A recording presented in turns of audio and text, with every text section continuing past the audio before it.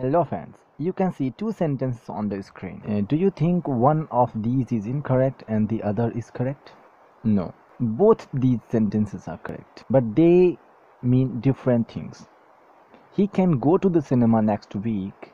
The first sentence could mean that he has been allowed to go to the cinema next week.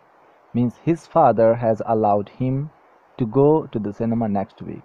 Means he can go to the cinema next week. Here the focus is on the permission. He got the permission. Now if he wants, he can go. But the second sentence, he may go to the cinema next week, suggests that he may go there or he may not go there. Means he's thinking about going there. He has a lot of work, and if he finishes the work, he can go. He may go to the cinema next week means it is possible that he will go to the cinema next week. Here the focus is on the action. The action might happen. But in the first sentence, there is no focus on the action, but the focus is on the permission, that the permission has been granted. And if you think the video was helpful to you, please like, share and subscribe. Thanks for watching.